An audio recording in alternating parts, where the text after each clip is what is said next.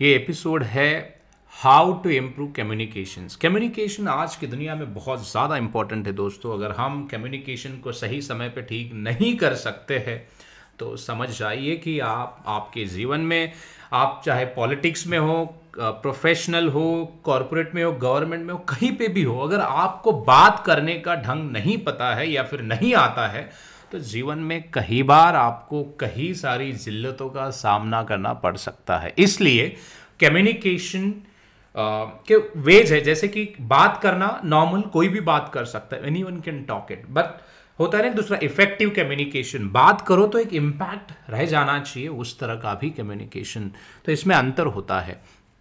And तीसरा है कि जो फ्लुएंट कम्युनिकेशन, किसी भी भाषा में अगर आप जो भी बात कहोगे वो बात समझ में आनी चाहिए। तो इन सब के लिए क्या क्या प्रिपरेशन करना पड़ेगा, कैसे करना पड़ेगा, इन सब के ऊपर मैं आपके साथ बात करना चाहता हूँ। मेरा नाम शिवराज है, मैं ये मेरा 4th एपिसोड रिकॉर्ड कर रहा हूँ, बट ये कम्युनिकेशन का पहला एपिसोड है हिंदी में। मैं चाहता हूँ कि हिंदी में जितने भी अपने ऑडियंसेस हैं उन सबको इसका लाभ मिले, इसलिए मैं आपके साथ हाउ टू इम्प्रूव कम्युनिकेशंस में बात करने वाला हूँ। आज का जो कॉन्टेक्स्ट होगा ये कॉन्टेक्स्ट है एक English communication, how you can improve your communication. English का कम्युनिकेशन आप कैसे इम्प्रूव कर सकते हो, इसलिए मैं आपके साथ कुछ सारी चीज़ें डिकोड करने वाला हूँ नेक्स्ट 10 to 15 मिनट्स में। तो मैं चाहूँगा कि ये एपिसोड आप एंड तक सुनिए ताकि आपकी ज़िंदगी बदल कर रहेगी। मैं कुछ एग्जाम्पल्स लेना चाहूँगा, directly I will start with the episode. मैं डायरेक्टली पॉइंट के ऊपर जंप करूँगा। जैसे कि अगर आप मान लो, बहुत बार ऐसे होता है ना कि लोग कहते हैं कि सर मेरा अकेडमिक्स तो वर्नाक्युलर मीडियम से हुआ है या फिर रीजनल लैंग्वेज से हुआ है, इसके कारण मेरा कम्युनिकेशन उतना इफेक्टिव नहीं है।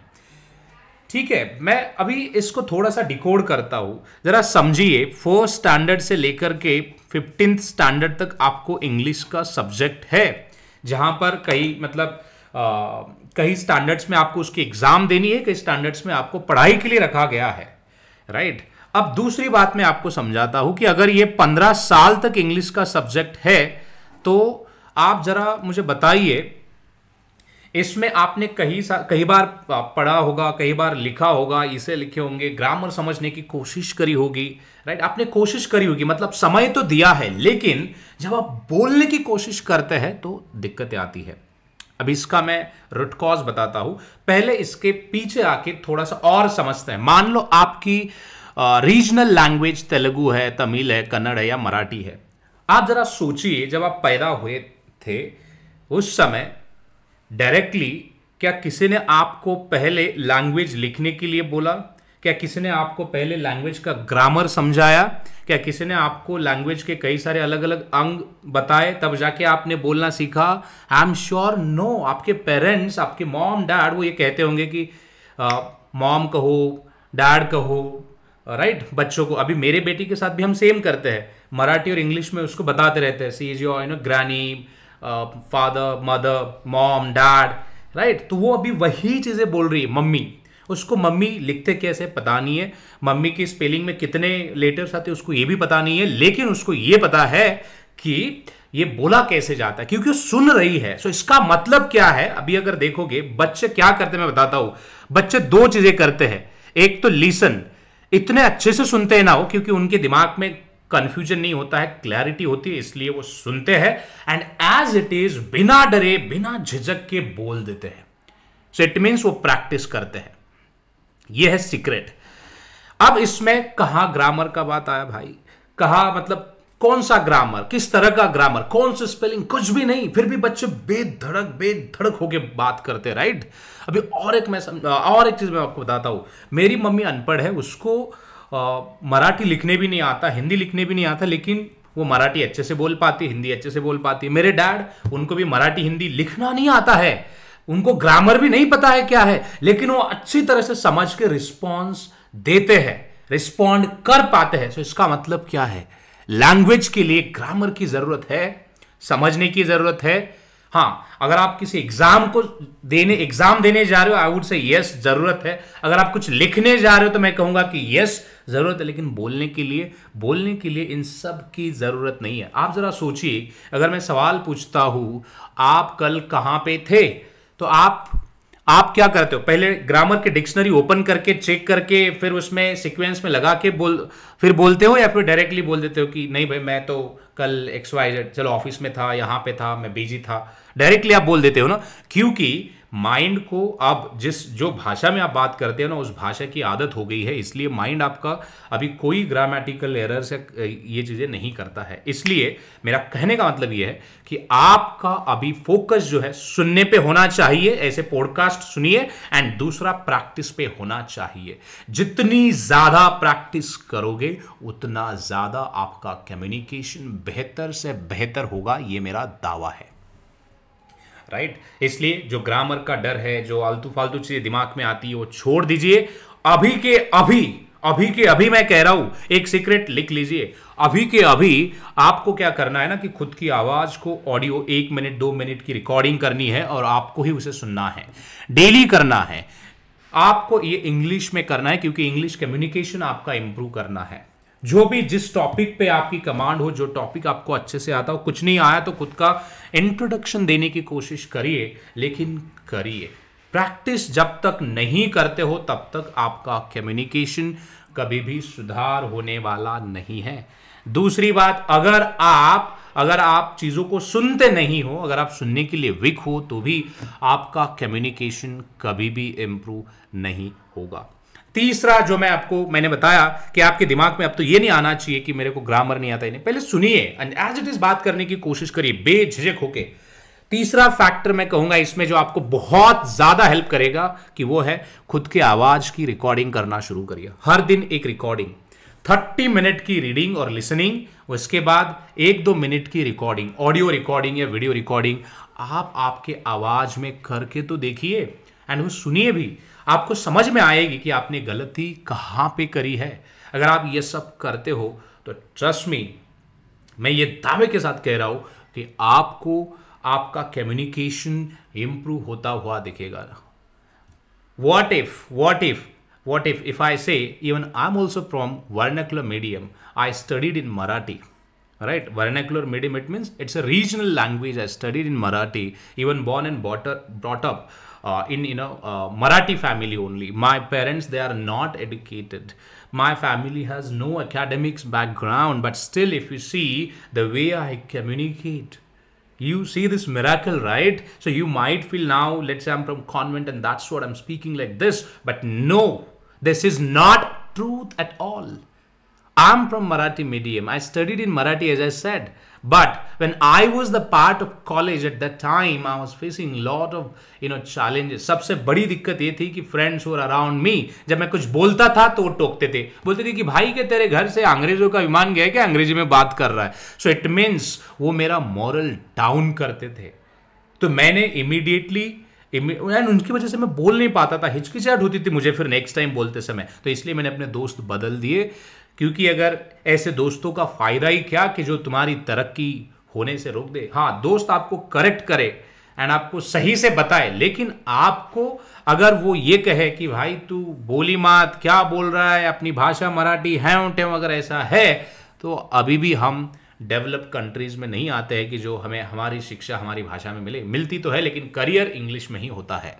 इसलिए कुछ चीज़ों को समझ के उसके ऊपर काम करना ज़रूरी है। अगर आज आप ये शपथ ले कि मैं 30 मिनट्स डेली कुछ सुनने या लिखने के लिए रेडी हूँ इंग्लिश में, चाहे कुछ भी हो, कोई रूल नहीं है, एंड 1 या 2 मिनट का ऑडियो या फिर वीडियो बनाने के लिए अगर मैं रेडी हूँ, तो ये आप 30 डेज का चैलेंज ले लीजिए। 30 डेज तक इसी पॉडकास्ट पे लाइक करते रहिए कि सर मैंने आज 2 मिनट का किया, 2 मिनट का किया, ये करके, एंड देखिए 30 दिन बाद अगर आपके कम्युनिकेशन में 30% का चेंज अगर आपको महसूस नहीं हुआ, तो मैं आगे पॉडकास्ट बनाना छोड़ दूंगा, ये मेरा वादा है। बट लेकिन इसके लिए आपको ऐसे डेडिकेटेड होके समय देना पड़ेगा, तब जाके आपका कम्युनिकेशन इंप्रूव होगा।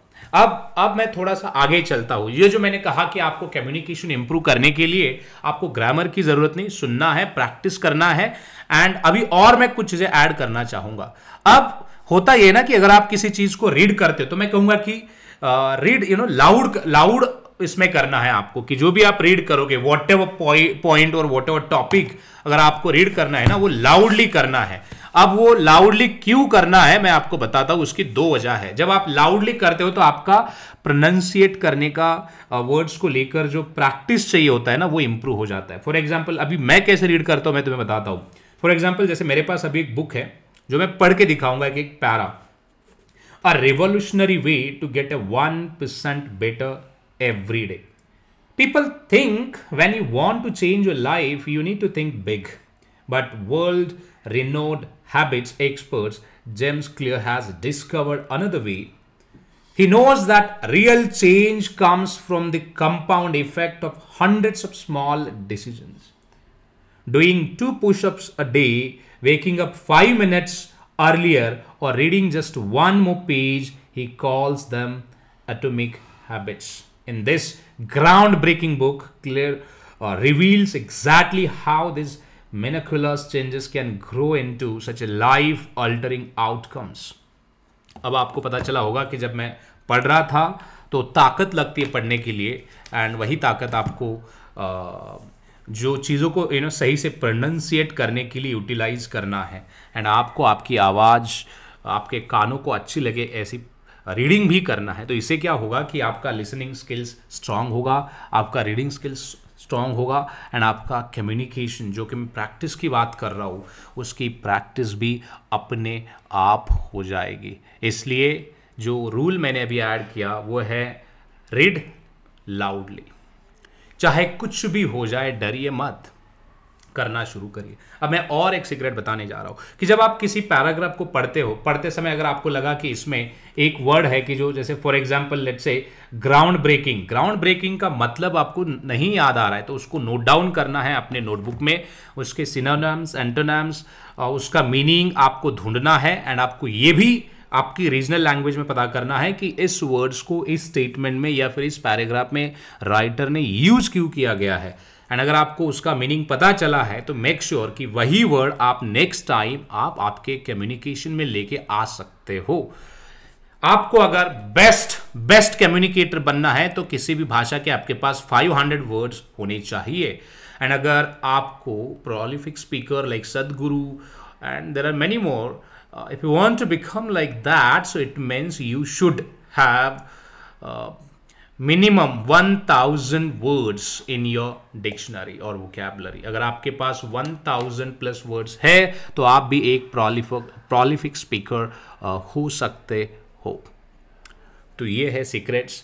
अब सवाल मैं कुछ थोड़े से प्रैक्टिकल एस्पेक्ट पे करूंगा। मैं अपने जीवन में कम से कम, मैं कह रहा हूं कम से कम 20 से 25 बार मेरा रिजेक्शन हुआ just because of my communication. Every time I got a feedback that your communication or you're not good at communication, so why should I hire you? If I even hire you on the basis of your knowledge, but what if you're not able to write even email to my clients and all? We cannot offer that time, or we don't have a spoon feeding culture so which can allow you to learn each and everything from ground. Then I realized the potential or power of communication, and then I started to work on my weak areas, जो कि communication था। आज communication की वजह से एक भी मेरा हालांकि रिजेक्शन नहीं आता है। आज हो सकता है कि कुछ और एस्पेक्ट हो, लेकिन मैं हमेशा कहता हूँ कि जब आप इंटरव्यू का प्रिपरेशन करना शुरू करते हो, सिंस दैट डे आपको एक चीज़ का ख्याल रखना है कि आप डेली बेसिस पे आप आपके कम्युनिकेशंस पे भी काम कर रहे हो। एंड और एक मैं सिंपल वे बताऊंगा कि डेली खुद को सवाल पूछते रहिए। डेली जब अकेले में होते हो तो सवाल पूछते रहिए इंग्लिश में, एंड उसका जवाब देने की कोशिश करिए।